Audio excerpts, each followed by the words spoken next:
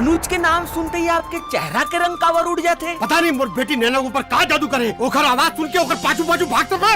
छत्तीसगढ़ी गाने देखने के लिए हमारे YouTube चैनल को सब्सक्राइब करें और नए अपडेट्स जानने के लिए बेल आइकन के बटन को क्लिक करें।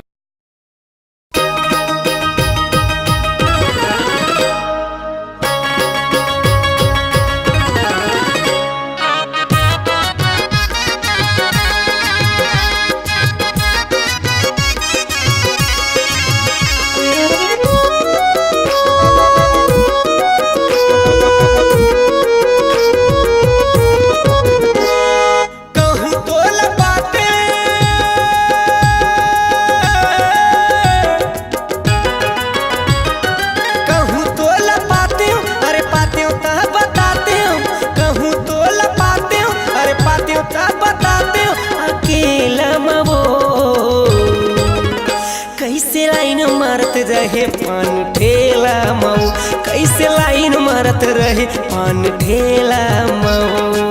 कहूँ तो लपाते अरे पाते ता बताते, कहूँ तो लपाते और पाते ता बताते अकेला मऊ।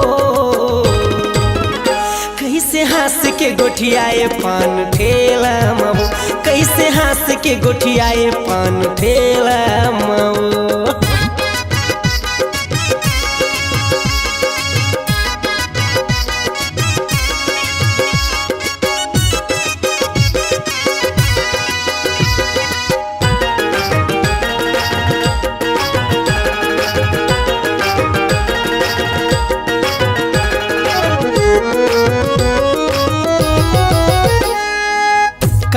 मोहनी रानी मोला खवाए, नैन के बान है वो छाती में समाए।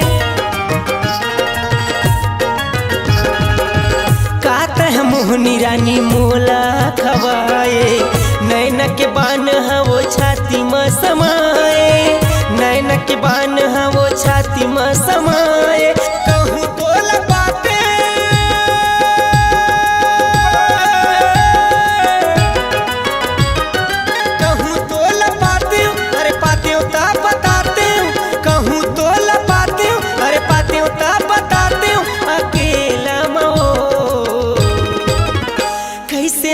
के गोठियाए पान ठेला मऊ, कैसे हंस के गोठियाए पान ठेला मऊ।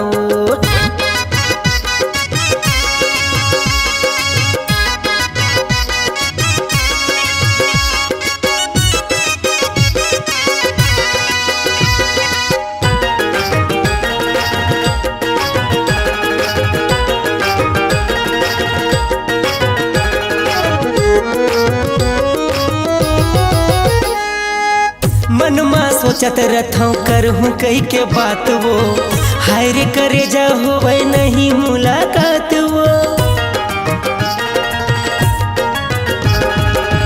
मनमा सोचत रथों करहूँ कई के बात वो, हाय रे करे जा होवे नहीं मुलाकात वो, हाय रे करे जा होवे नहीं मुलाकात वो।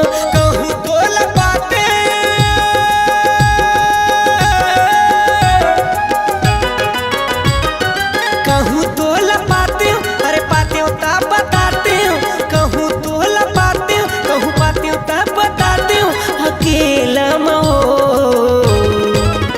कैसे लाइन मारत रहे पान ठेला मऊ, कैसे लाइन मारत रहे पान ठेला मऊ। कहूँ तो लपाते अरे पाते ता बताते, कहूँ तो लपाते और पाते ता बताते अकेला मऊ। कैसे हंस के गोठियाए पान ठेला मऊ, कैसे हंस के गोठियाए पान ठेला मऊ, कैसे हंस के गोठियाए पान ठेला मऊ। कैसे लाइन मारत रहे पान ठेला मऊ, कैसे हंस के गोठियाए पान ठेला मऊ, कैसे लाइन मारत रहे पान ठेला मऊ, कैसे हंस के गोठियाए पान ठेला मऊ। आपकी आवाज ही आपकी पहचान है।